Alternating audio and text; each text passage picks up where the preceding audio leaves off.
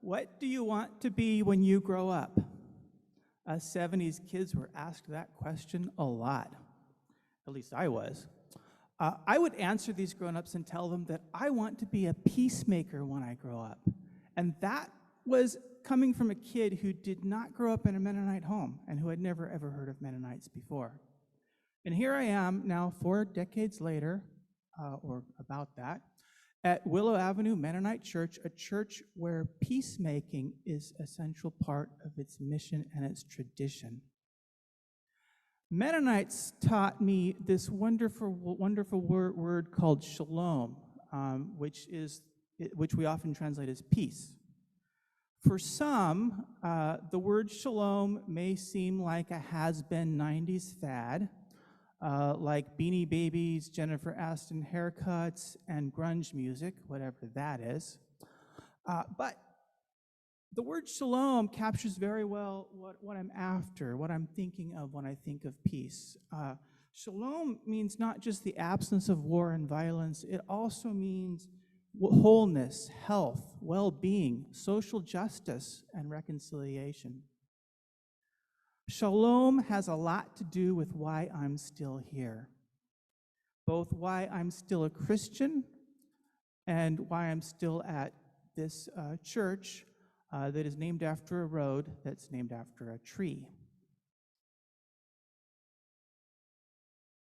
But before I get to that, and I will, let me say a few things about myself that will help explain more about why I'm still here. Long, long ago, I took a freshman class in the ancient world at Fresno Pacific University. The professor, who even then had a face that looked like Santa Claus, explained his ideas by drawing triangles, lines, and radical signs on the chalkboard.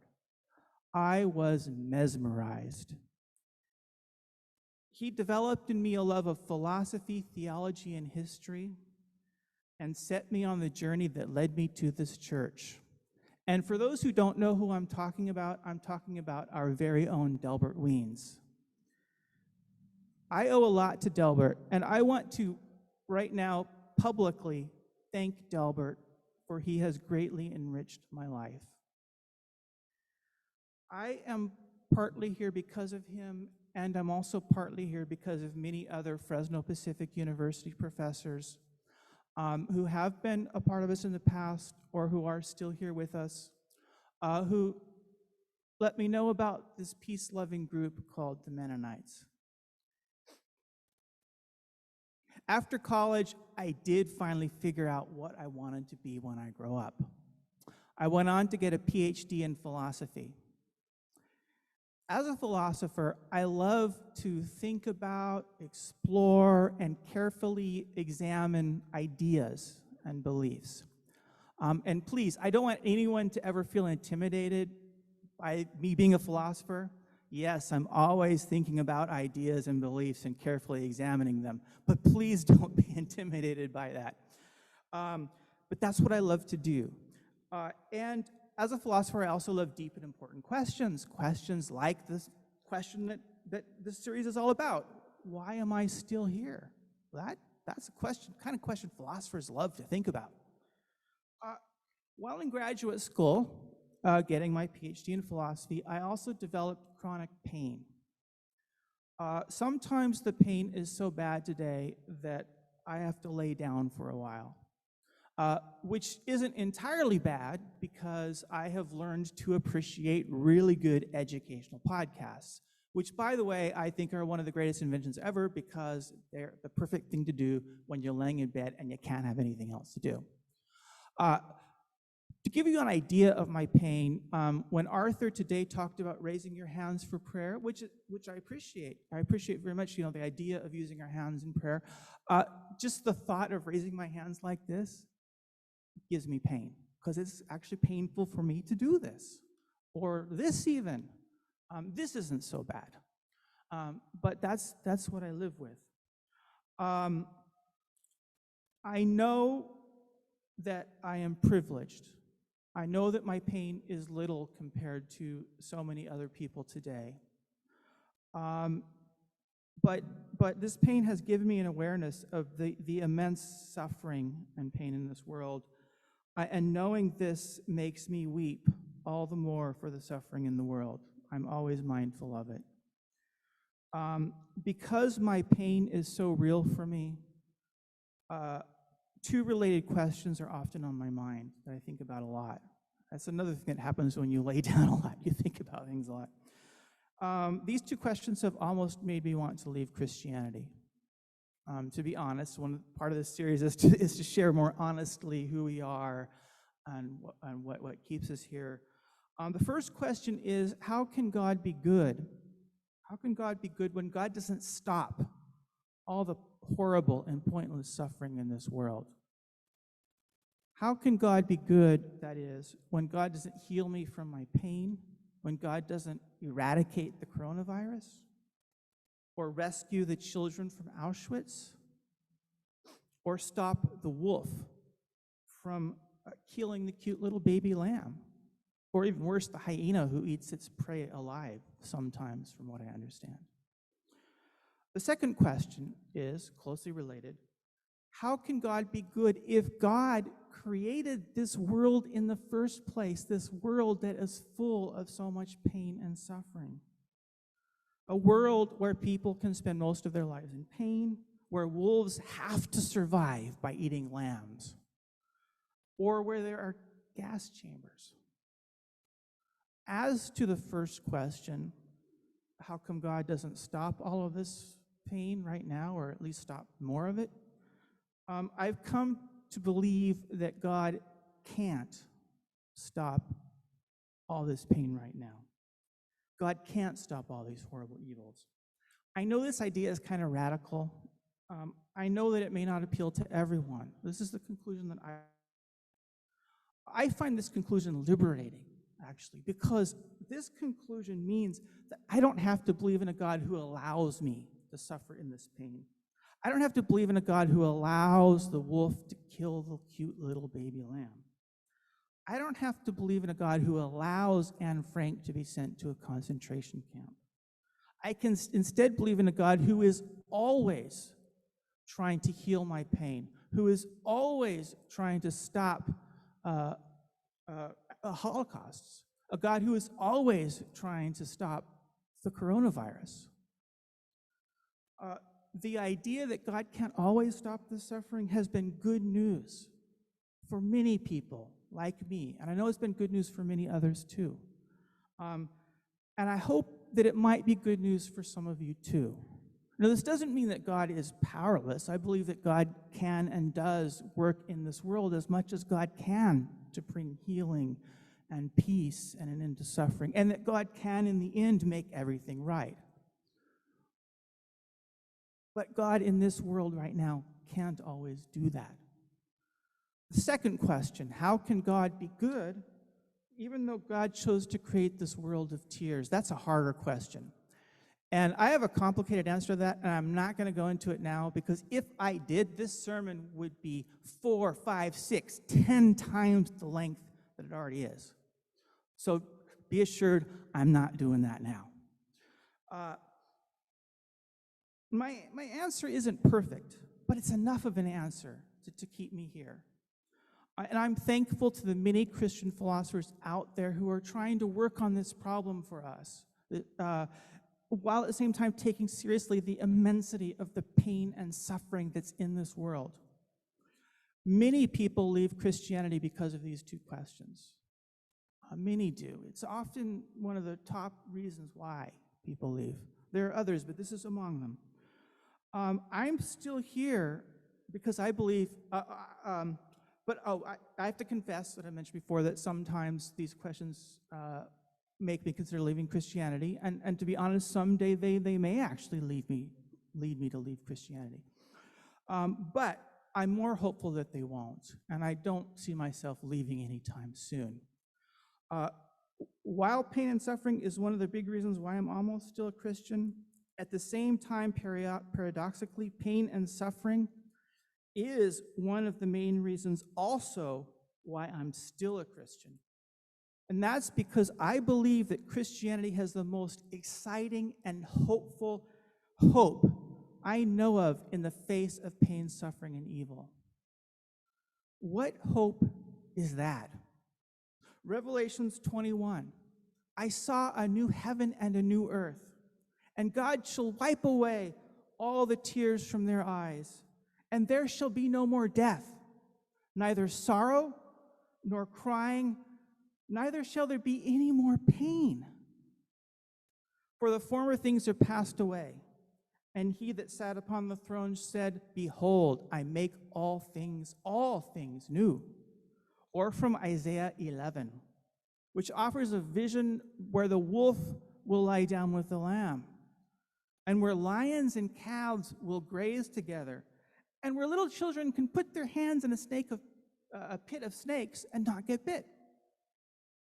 Or from Colossians 1, where Christ will reconcile all things to himself, whether on heaven or on earth. Or from Romans 8:21, the creation itself will be set free from its bondage to decay and obtain the glorious liberty of the children of God. These are visions of heaven come to earth, of God transforming our present earth into a new heaven-infused earth. These are visions of shalom, of peace and reconciliation and wholeness and healing in a way that includes the earth and every person, and dolphins and dogs and lions and lambs. A vision of a world where no one will be in pain, a world without violence, no more wolves eating lions, no more gas chambers, no more COVID-19 variant Alpha, Omicron, Delta, Omega, or whatever. A vision where I can hike the New Alps, free from pain, and walk through a meadow without sneezing, and those who have really bad allergies can relate with how wonderful it would be able to be to do that. And also a world where no one ever again has to try to find a parking space in a big, ugly parking lot. It's also a vision where we are God's fellow workers in helping to bring it about, where, as Romans 8:28 puts it, God works together with us for the good. It's a vision where everything good that we do and receive in this world to bring shalom, to bring goodness, beauty, justice, truth, and reconciliation prepares us for the new earth. Every ounce of blood donated, every migrant welcomed, every dollar given to MCC, every vaccine created, every piece of litter picked up, every wounded bird tended, every carbon dioxide molecule captured from the air, every child comforted, and every hungry person fed, it all prepares us and moves us forward to the ultimate transformation and healing of this world. Our hope leads us to help this world and not to abandon it like an old shirt that's filled with lots of holes. And my wife can attest that I have hung on to many of those for a very long time. This is an exciting and wonderful hope. The Christian church hasn't always done a good job of understanding this hope or working towards it. I have felt sad that much of the church in the past and today has actually worked against this hope, and I imagine many here are sad about that as well.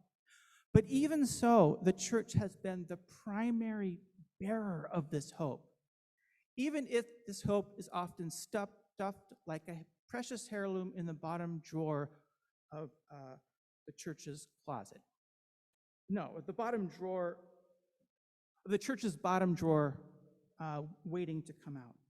And that brings me to another reason for why I'm still here. I was reminded it over a month ago.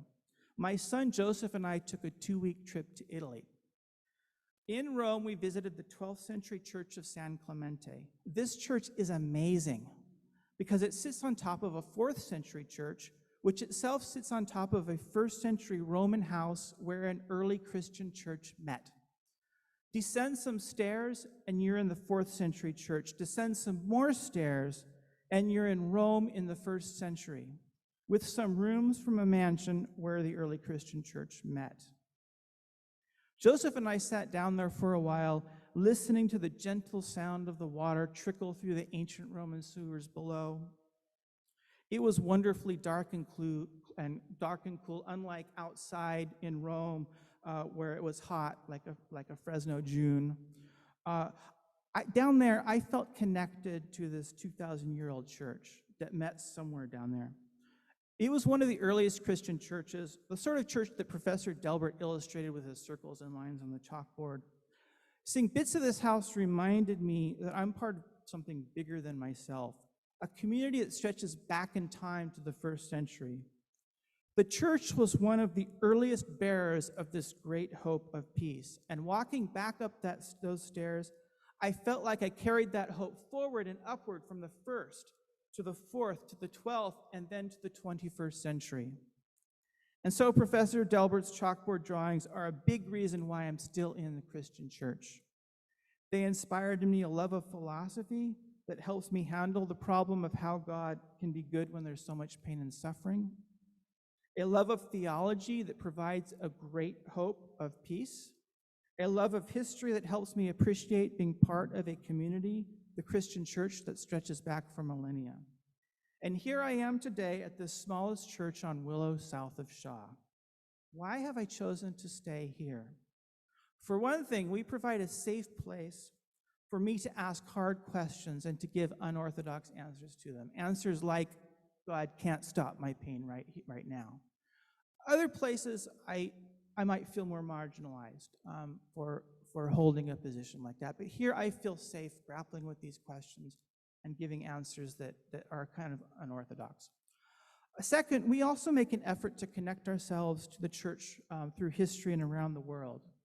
We follow the church year, we built the labyrinth, we donate money to support Mama Makeka House of Hope in the Congo. Here, I feel connected to this thing that is larger than myself. We are also making solid efforts to work together with God in bringing us closer to the new heaven and the new earth. I believe that our decision to become fully inclusive, to officially become fully inclusive, is part of this. And to be honest, if we hadn't done that, I would be struggling much more with the question why I'm still here, because that's so important to me. Finally, we are truly a peace church. As our website states, building peace is the center of our mission. These are troubling times.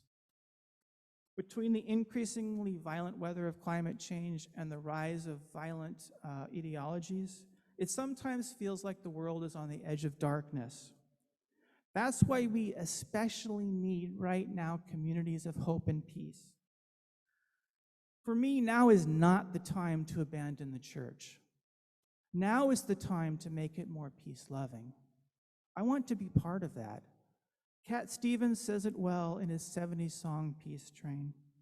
Now, I've been crying lately, thinking about the world as it is.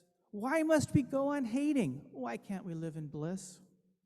Now, I've been happy lately, thinking about the good things to come. And I believe it could be something good has begun. Oh, I've been smiling lately, dreaming about the world as one. And I believe it could be someday it's going to come. Because out on the edge of darkness, there rides the peace train. Why am I still here? Because I want to ride the peace train.